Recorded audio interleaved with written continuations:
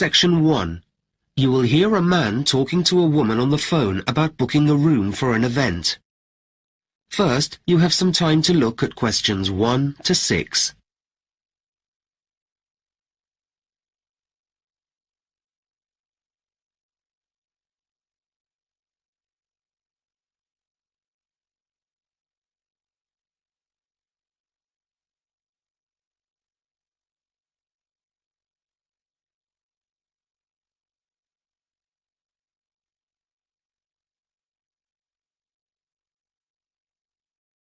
Now we shall begin.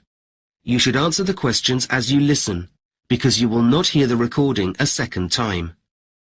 Listen carefully and answer questions 1 to 6.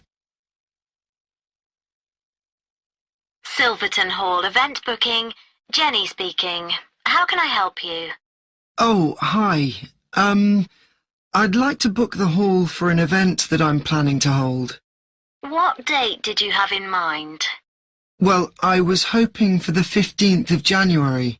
Let me just check. That's a Friday, isn't it? No, it's a Saturday.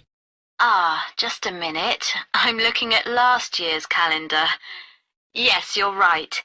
We have something on in the afternoon, I'm afraid, but the evening is free. Great. I was hoping to have it in the evening. Okay, and what times were you thinking of?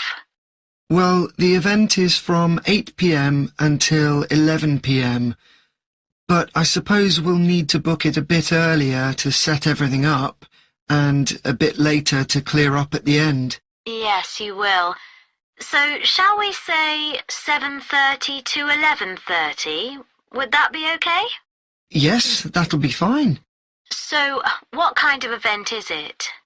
Well, I'm organising a concert.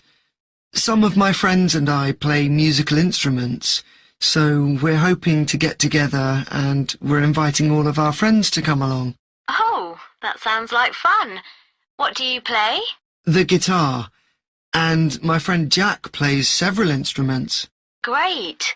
So how many guests are you planning on? Well, I'm not sure, but probably about 60. That's fine. Thanks. Can I just mention that some of them are disabled? I assume that'll be all right and that access won't be a problem? Of course. We have special facilities and we've made some improvements recently as well. Great. So what about food? Do you have any thoughts on that? Yes, I thought we'd have something simple. I don't want anything complicated like a buffet or a 3-course meal. So just sandwiches, really, and also something to drink, if that's okay. I've got that. So, if you're playing music, do you have your own equipment? Because if not, we can provide that for you. Yes, we have our own equipment. We have our own instruments and microphones and amplifiers. We have everything except for a piano, which would be very useful. Would it be possible for you to provide one? Yes, of course. I'll make a note of that. Before you hear the rest of the conversation, you have some time to look at questions 7 to 10.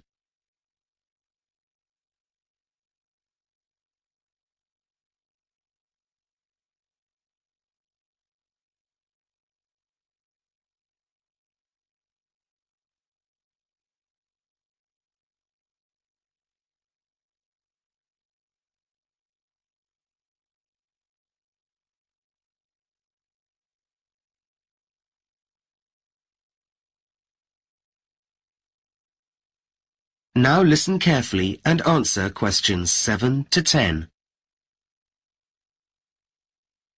Now, I don't know if you're aware, but parking has become a bit of a problem around the hall.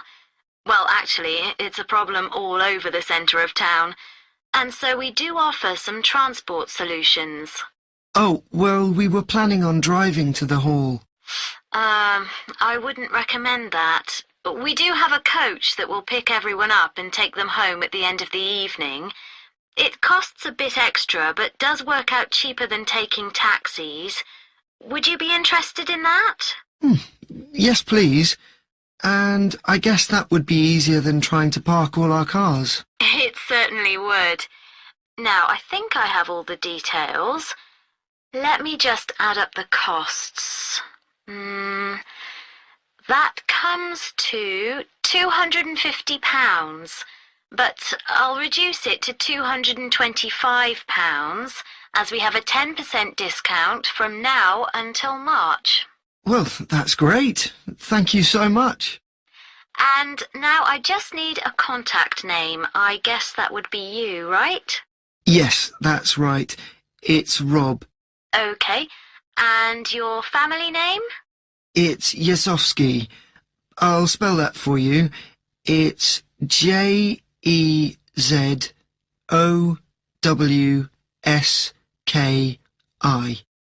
Thanks. And do you have a contact number? Oh, yes. Hang on a minute. I haven't memorised it yet. Yes, here it is. It's 07232 855 496. Great. I think that's everything for now. I look forward to seeing you on the 15th of January. Okay, thanks. Bye for now. That is the end of section 1. You now have half a minute to check your answers.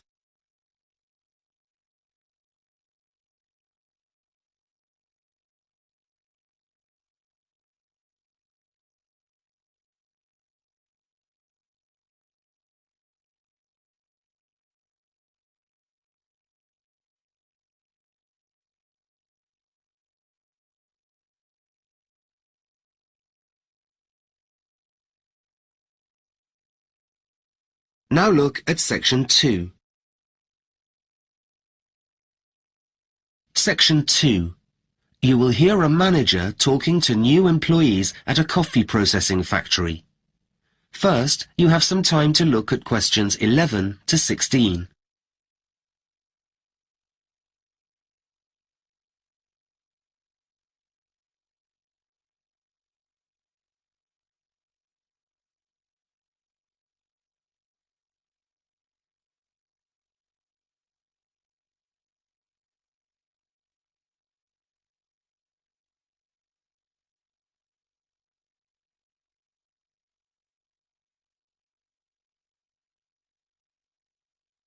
Now listen carefully and answer questions 11 to 16.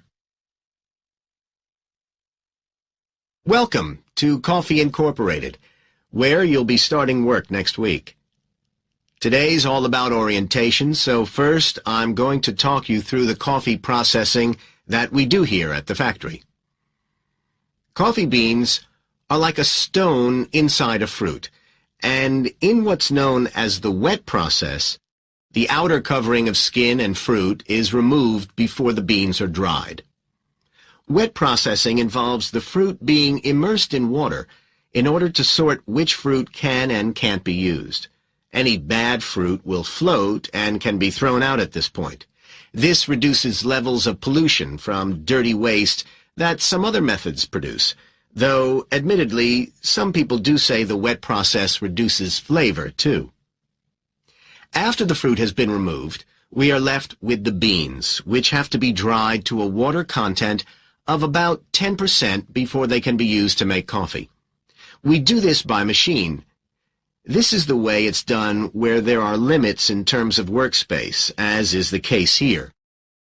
An alternative drying method is natural drying, which requires the beans to be spread out on special ground areas or tables in the sun. The air is better able to circulate around the beans in the natural method of drying, but it does increase the number of workers required. After the beans are dry, we go on to a process called polishing. This makes extra sure that the beans are completely clean. Some experts believe polishing damages the taste of the coffee, but that's a matter of opinion. And while polishing isn't actually required, we do it here to avoid the possibility of any remaining skin causing problems during roasting. Once the beans are fully clean, they're sorted by size and weight. This is also carried out by machine. The beans are blown through the air, and the ones that land in bins near the air source are the heaviest and best and will be made into the top quality brands, whereas the ones that fall further away are likely to produce a poorer flavor, though they will still be used for blending and making instant coffee and so on. Beans can also be sorted by color. This is the most difficult and time-consuming task, as it's done by hand and needs workers with expertise and experience. Once the sorting is completed, the beans are roasted and stored ready for distribution. Before you hear the rest of the talk, you have some time to look at questions 17 to 20.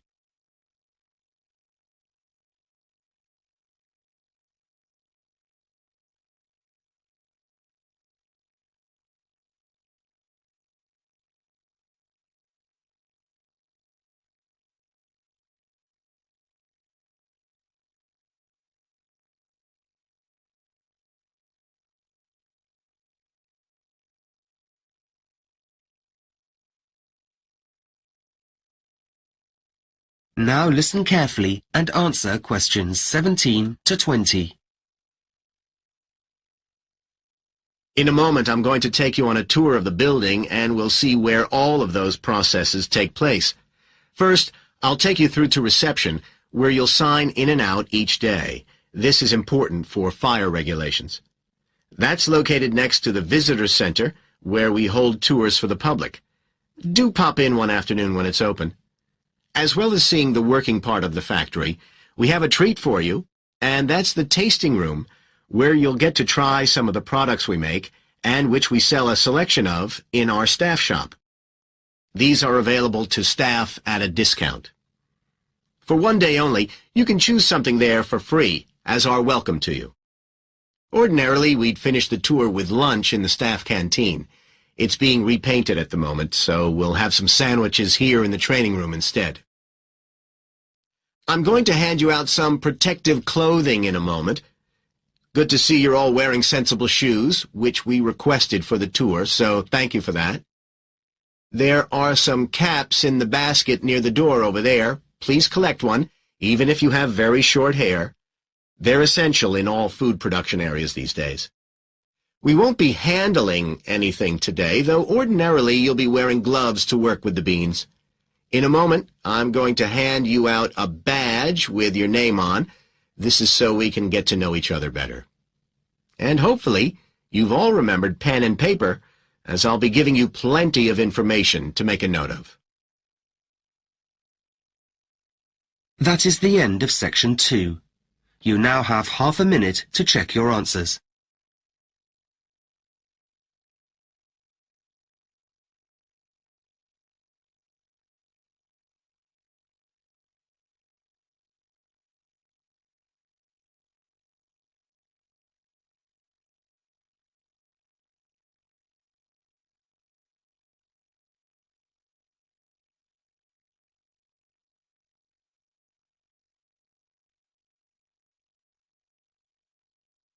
Now look at section 3. Section 3. You will hear a student called Tim discussing his dissertation proposal with his tutor. First, you have some time to look at questions 21 to 26.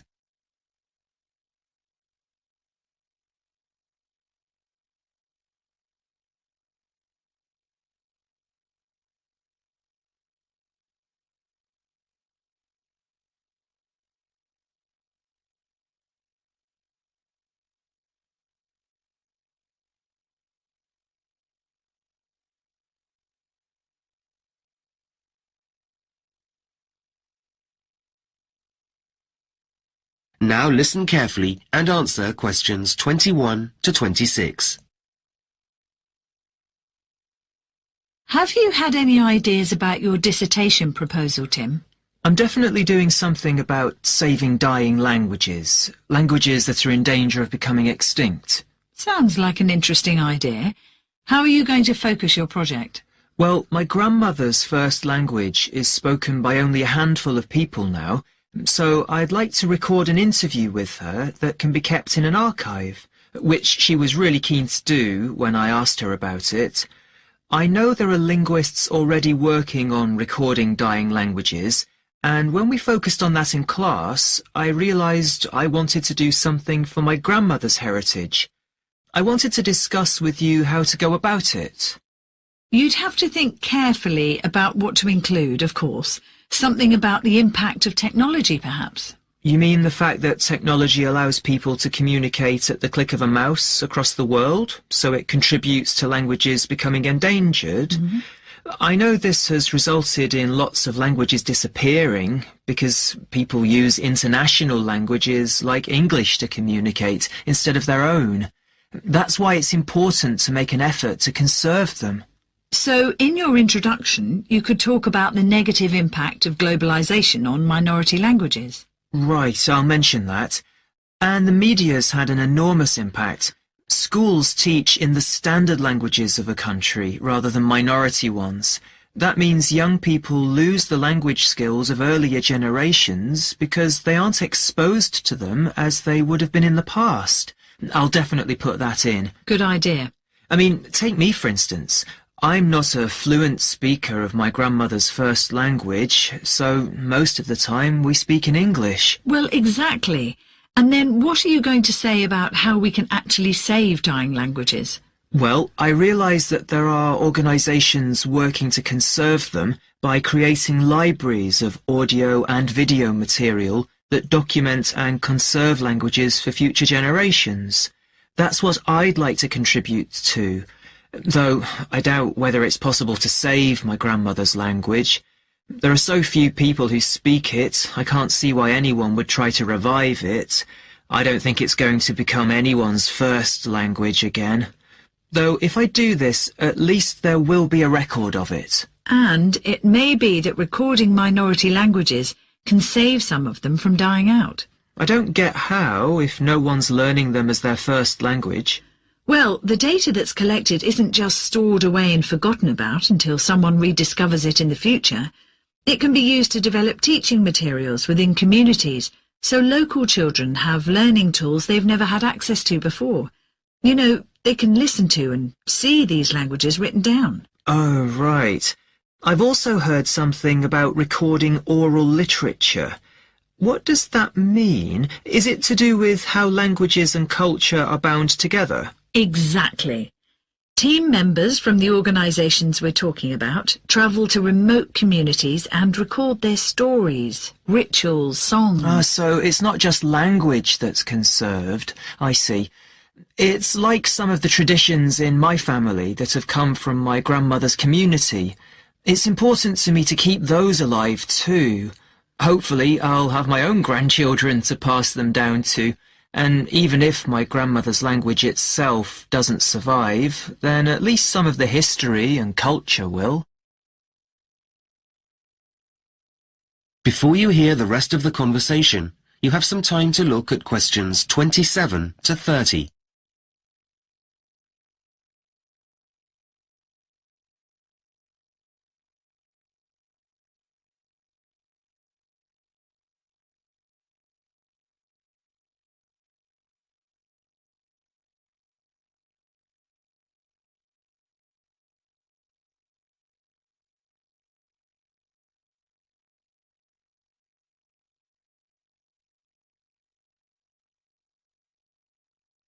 Now listen carefully and answer questions 27 to 30.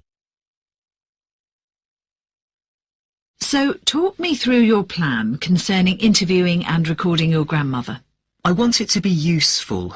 I'm not sure what I should be asking her to talk about that's going to get the best language samples. Well, let's discuss a few options. You don't really need to look at what linguists have already done in terms of translating your grandmother's language into English. As you speak the language, to a certain extent, it would be better for you not to use English. You want to collect samples of her speaking in her first language, rather than asking her to translate things. So, once I've got some recordings, should I concentrate on looking at grammatical forms? Well, not necessarily. A better approach would be to focus on certain words, especially those for things which people don't use anymore, like in the home or on a farm. One way would be to get her to recount tales from her childhood. If you ask someone for a word, they might not remember it, but it might pop out in a sentence if they're focused on something that brings up the word naturally. Like, my grandmother might not remember a particular saying in her first language, but if I ask her to talk about her life, it might come up naturally in context. Exactly. Childhood's a good topic. Everyone has lots of memories they can talk about. And you'll get much more authentic samples if you get her talking rather than asking her to write things down or translate them. You will, of course, have to produce a written version eventually yourself, but that's quite different. Okay. Now, what about the practicalities of doing the recording? I thought I'd do a few shorter meetings rather than one long one. I read something about that giving me some time to think about what we've spoken about, and then I'll have a chance to clarify stuff afterwards. Good, yes. Let the audio run and listen to it the same day. If you leave too long between recording and listening, there might be some things you don't remember properly. It's not necessary to make a written record of it straight away, though. Right. Do you think it might help to say when and where we did the interviews? Without doubt. But keep it small scale so it's easier to manage. Covering as much as you can seems like a good idea. It could lead to confusion, though. Yes, I get that. That is the end of section 3. You now have half a minute to check your answers.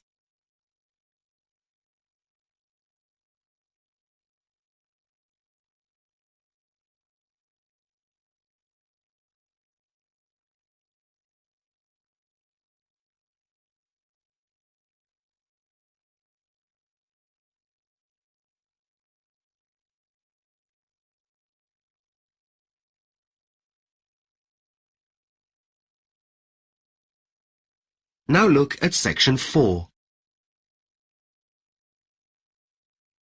Section 4. You will hear a lecture about the history of time measurement. First, you have some time to look at questions 31 to 40.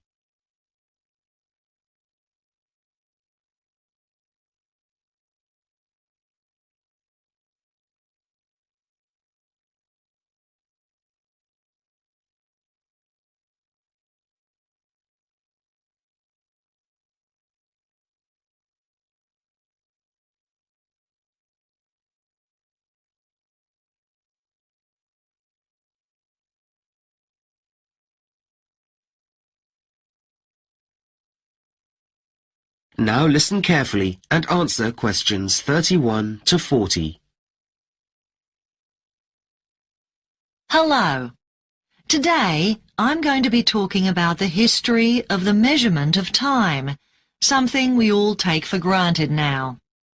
These days, we're able to measure time extremely accurately, and there's global agreement on what the time is anywhere in the world. But of course, this has not always been the case. So, when and how did it all begin? Well, we can tell that prehistoric people from 30,000 years ago were aware of the changes of the moon as time went by. But 25,000 years passed before humans began to actually track time. There is credible evidence for this from around 5,000 years ago, and they did this by observing not just the movement of the sun, moon and stars, but by measuring where these were in relation to the Earth, and in particular, where these were in relation to the horizon. This was known as horizon tracking. For example, they noted the position on the horizon of the sun at sunrise and sunset, and how these positions changed throughout the year. From this, they were able to predict when the longest and the shortest days of the year were. Initially, this measurement was quite inaccurate and relied on suitable natural markers being on the horizon, such as hilltops, trees, etc. But measurement became more accurate and detailed when certain communities built markers specifically to view how the positions of the sun and moon related to them. One of the best remaining examples of these is Stonehenge in England, which consists of a number of very large stones arranged in a circle. Okay, so let's have a look at the first clocks. It wasn't until around 1400 BC that the first primitive clocks were used to measure length of time. These were water clocks, and time was measured by filling a bucket with water which had a small hole in the bottom of it. As the water dripped out, the water level went down, marking the passage of time. Early civilizations also used the sun to measure time. Sundials were used to cast a shadow from the sun onto a horizontal surface marked with lines indicating the hours of the day. As the sun moved across the sky, the direction of the shadow moved across the dial, and the time could be read. Early time measurement in China and Japan also involved the burning of incense sticks. The longer the stick, the longer it burnt, and so standard lengths were used to measure lengths of time. Sometimes a stick with a different smell was burnt at a certain point in the day, and workers would know when to move on to the next task because of the change in incense.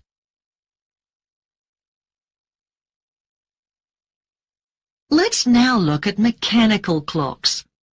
The first evidence of these is in the late 13th century in Northern Europe.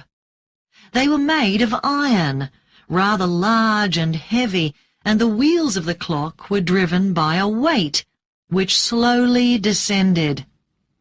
Initially, mechanical clocks didn't have a clock face and just struck a bell every hour.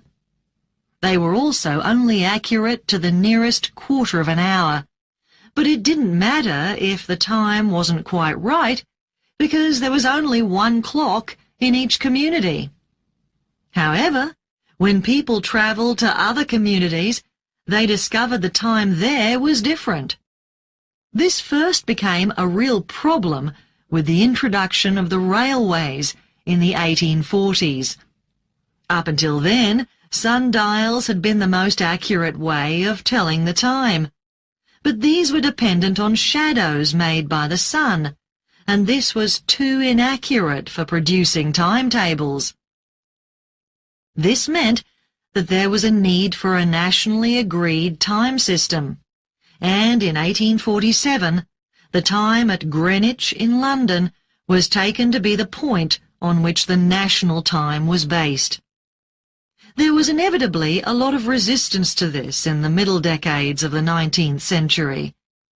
People in other places, like Bristol, for example, wanted their own time and didn't want to be dictated to by London. An even bigger problem came a few years later with the need for a globally recognized time system. International shipping at that time used maps on which Greenwich was the main reference point. As zero longitude passed through Greenwich, it was decided at a conference in Washington that all longitude would be calculated east and west from there. So then it made sense to use Greenwich to also measure time for the whole world, starting at the observatory at midnight. People could therefore be confident that when it was 8 a.m. in California, it was 5 p.m. in Paris every day. That is the end of section 4. You now have half a minute to check your answers.